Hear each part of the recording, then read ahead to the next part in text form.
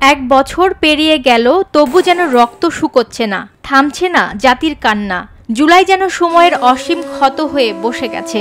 বিচারের অপেক্ষায় যাদের চোখ পাথর হয়ে গেছে, তারা এখন শুধু প্রশ্ন করে, আর কতক্ষণ? কেন একবিংশ শতাব্দীতে দাঁড়িয়ে একটি গণহত্যার বিচার এখনো অসম্পূর্ণ?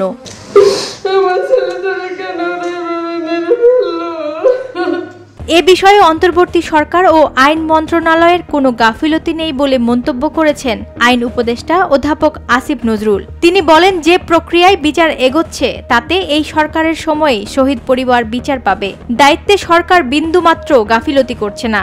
আইন উপদেষ্টা আরও বলেন, শেখ হাসিনা এবং তার দোসররা যে অপরাধ বাংলাদেশে করেছে, আমি সরি।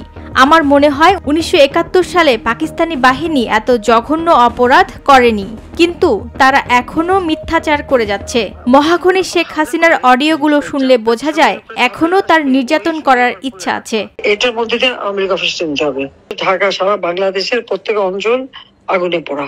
শেখ হাসিনা এবং তার দোসররা যে অপরাধ বাংলাদেশে করেছে, আমি সরি, আমার মনে হয় 1971 সালের পাকিস্তানি বাহিনী এত জঘন্য অপরাধ করে নাই।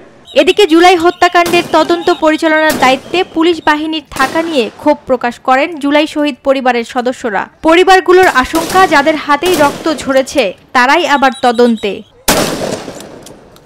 দণ্ডিত আসামি ছিলেন, সেটা লাভ করে নিয়েছেন।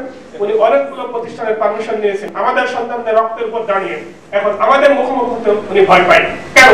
তবে আইন উপদেষ্টা প্রতিশ্রুতি দিয়ে বলেন, তদন্তের ভিত এমনভাবে গড়া হবে যাতে ভবিষ্যতের কোনো শাসকও সে ভিত্তি উপেক্ষা করতে না পারে। যুদ্ধের ময়দানে আপনি যদি ডেড বডি পুড়িয়ে ফেলেন, যুদ্ধাপরাধ, মৃতদেহ পুড়িয়ে ফেলা, আহত মানুষকে গুলি করে মেরে ফেলা, আড়াল মানুষকে আহত হয়ে যাচ্ছে যখন তখন গুলি করে মেরে ফেলা।